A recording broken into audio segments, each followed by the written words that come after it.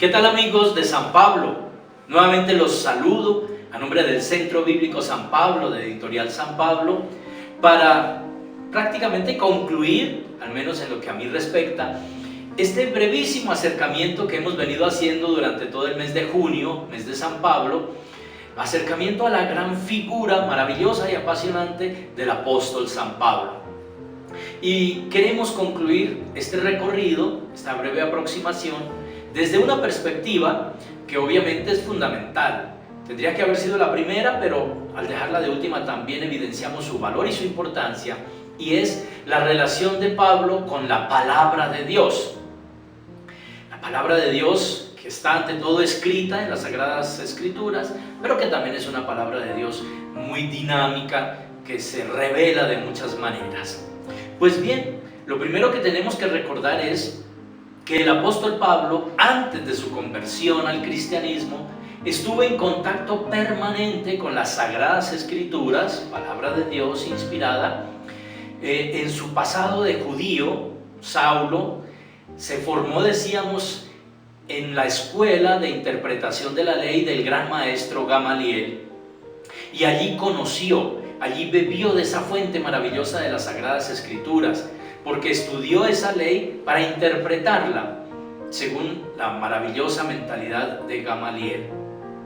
Pero después de conocer a Cristo, después de su conversión, ese bagaje, esa riqueza de conocimiento de la palabra de Dios le fue maravillosamente útil.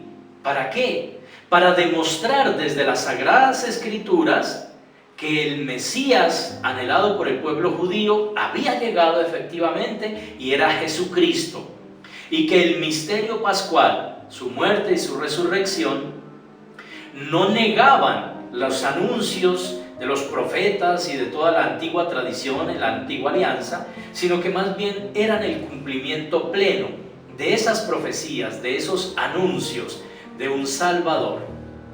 Y precisamente eso va a ser lo que el apóstol Pablo va a decir y a comunicar en sus viajes misioneros, en sus cartas, en la animación de las comunidades fundadas por él. Pero todo esto es a partir de una experiencia de comunión, de configuración con Cristo, que es la palabra misma de Dios. Cristo es palabra eterna del Padre que se encarna, lo dice el Evangelio de Juan en el prólogo 1:14. La palabra se hizo carne y acampó entre nosotros. Pues Pablo pudo experimentar esa palabra viva de Dios en Cristo y se configuró tanto con él que pudo llegar a decir: ya no vivo yo, es Cristo quien vive en mí. Para mí el vivir es Cristo. Y esa experiencia de comunión profunda con Cristo es lo que luego va a comunicar. Y lo va a comunicar de una manera excelente, con una pasión única.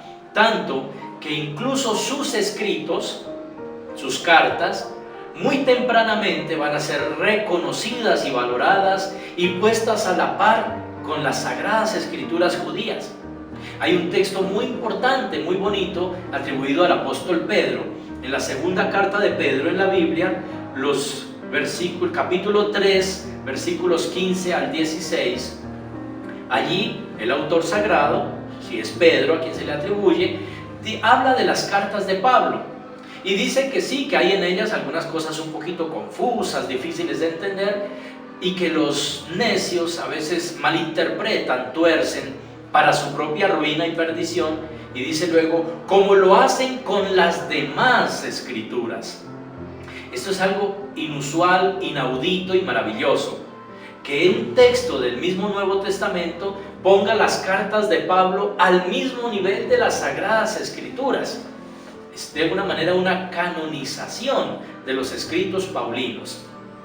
De manera que vemos cómo Pablo no solo bebió de la fuente de la Sagrada Escritura, la conoció a profundidad y luego la transformó en una motivación para reforzar el testimonio de Cristo resucitado, palabra eterna del Padre, que él anunciaba en todo el mundo hasta los confines de la tierra cuando llegó a Roma, sino que incluso esos escritos muy tempranamente llegaron a ser considerados también palabra de Dios. Y de hecho, El Nuevo Testamento que nosotros conocemos en nuestra Biblia, la segunda gran parte, que ya es en la época cristiana y acerca de Jesús, el Nuevo Testamento empezó a formarse a partir de los escritos de Pablo. Hacia el año 50 escribió probablemente su primera carta, la primera carta a los tesalonicenses. Y con esa carta se empezó a formar el Nuevo Testamento. Y después escribió al menos otras 12 cartas más que se le atribuyen. En total se le atribuyen 13 cartas. Algunas de ellas sin duda fueron escritos suyos. En otras puede ser que haya habido intervención de algún discípulo. Pero bueno, eso no quita, diríamos, el carácter de que fue el autor, o real o por padrinazgo espiritual, pero de todas maneras se le atribuyen esas 13 cartas. Y se agregó luego la carta a los hebreos, que pertenece un poco al círculo paulino. Tenemos entonces que con esas cartas paulinas empezó a tomar forma el Nuevo Testamento. Después de eso sí vendrán los evangelios. Incluso algunos de esos evangelios van a estar muy relacionados con Pablo. Juan Marcos escribe el Evangelio de Marcos, probablemente según la tradición de la iglesia. Lucas, compañero y amigo, discípulo suyo, va a escribir también el Evangelio de Lucas y los Hechos de los Apóstoles. De este modo vemos cómo hablar de Pablo y su relación con la palabra de Dios es casi algo que se identifica, porque Pablo se alimenta, se nutre de la palabra de Dios, se configura con Cristo, palabra eterna del Padre que se hace hombre, y aquello que comunica en sus cartas va a ser también palabra de Dios. Que esto sea, queridos amigos, una motivación para que también nosotros, como el gran apóstol San Pablo, nos nutramos día tras día de la palabra de Dios y de sus cartas, que son también palabra de Dios, para que podamos tener esa misma experiencia de configuración con Cristo.